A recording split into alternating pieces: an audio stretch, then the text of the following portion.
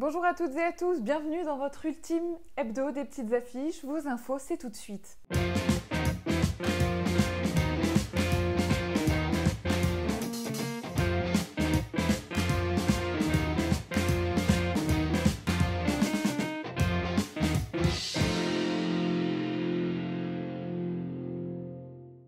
On commence ce journal avec la rencontre entre Joe Biden et Vladimir Poutine mercredi à Genève.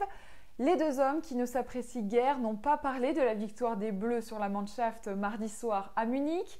Ils ont évoqué le désarmement, sans doute un vœu pieux, mais aussi climat et Covid-19.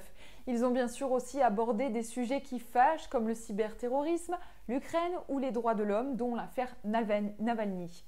Il n'est pas exclu que les deux puissances échangent des prisonniers accusés d'espionnage. On remet la balle au centre. Emmanuel Macron a réuni Jean Castex, les ministres de l'Intérieur, des Affaires étrangères et une représentante du ministre de la Justice pour réclamer une meilleure efficacité des expulsions d'étrangers en situation irrégulière. L'Élysée estime que les demandes d'asile sont de plus en plus détournées alors que le taux d'acceptabilité de l'immigration dans notre pays est de plus en plus bas. La commissaire européenne aux affaires intérieures avait chiffré le taux d'exécution moyen d'une décision d'expulsion à 30% en Europe, alors qu'il serait de 13 à 14 seulement pour la France.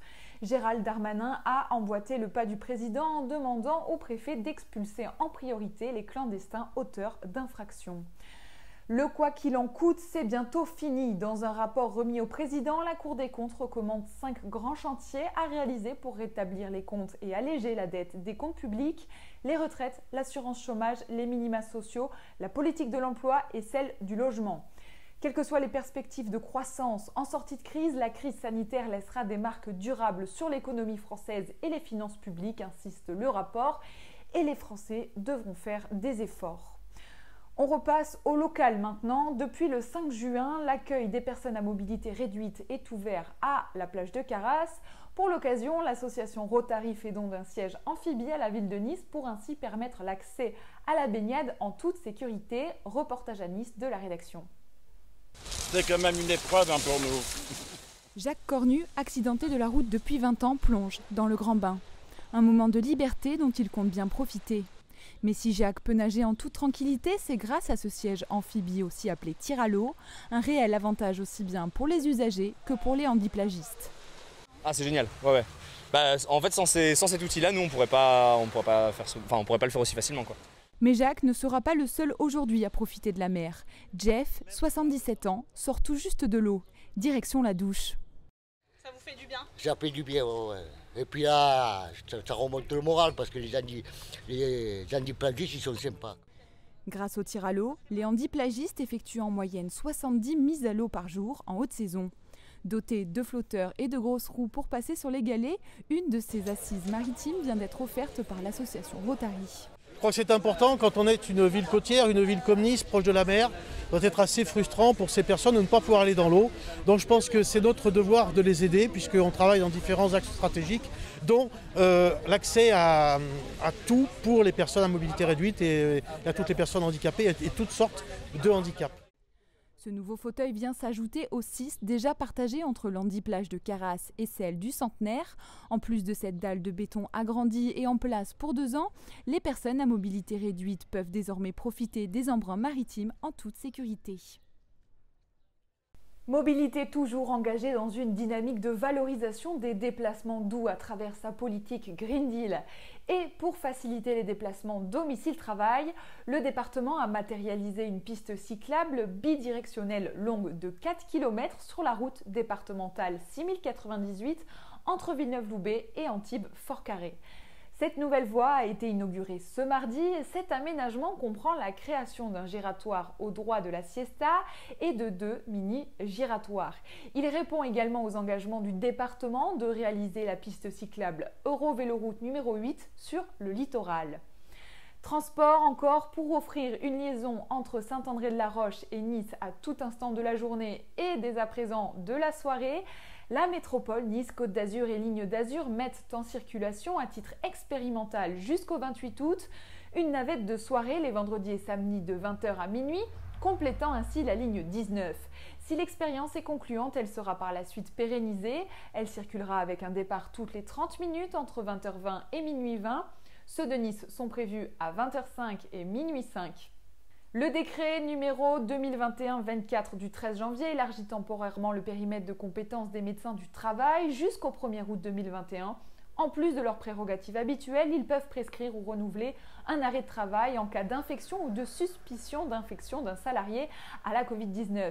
Établir un certificat d'isolement pour les salariés vulnérables susceptibles de développer une forme grave d'infection à la Covid-19 en vue de leur placement en activité partielle. Effectuer des tests de dépistage de Covid-19, ça en fait des choses. Ils peuvent aussi, avec les infirmiers du travail, vacciner les salariés volontaires sans engendrer de charges financières supplémentaires pour l'employeur.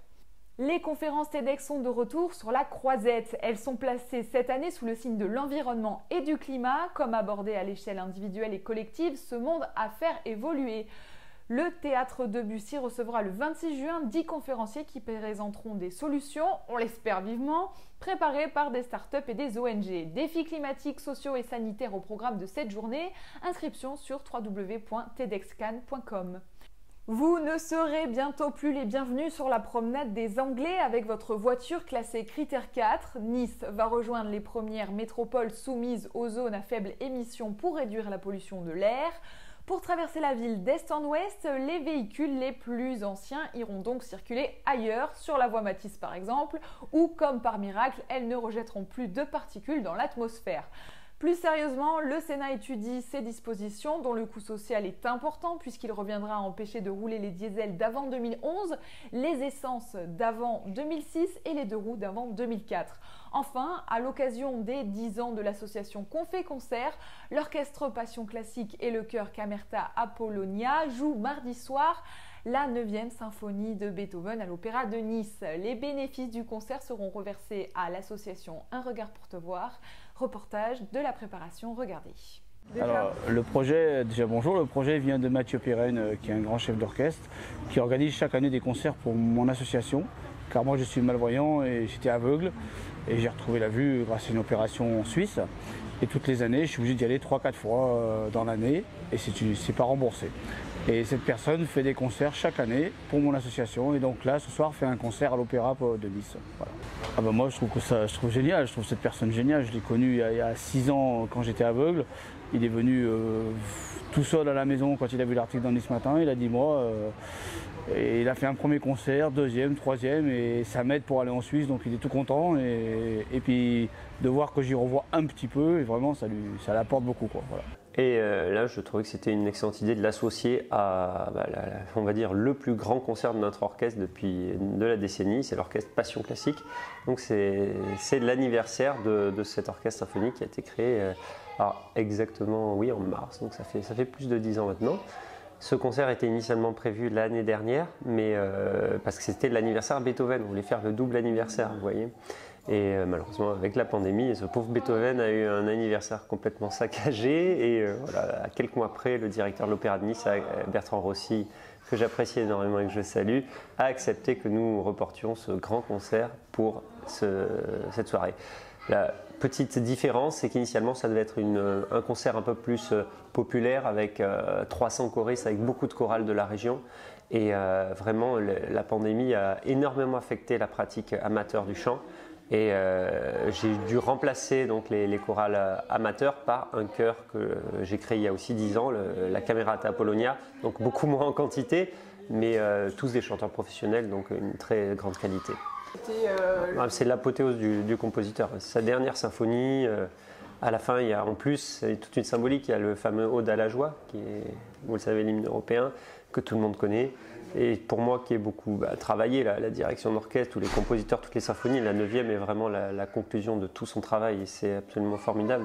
Et ça fait donc 2 ans que je la travaille et je me suis fixé en point d'honneur de la diriger il y a 1h15, 1h20 de musique, de la diriger entièrement par cœur. Vraiment, je me suis plongé dedans, un corps perdu. Merci à toutes et à tous de nous avoir été fidèles au cours de ces 19 émissions. J'ai été ravie de vous accompagner chaque semaine. Je ne vous dis pas à la semaine prochaine, mais plutôt à plus tard, ailleurs, pour de nouvelles informations.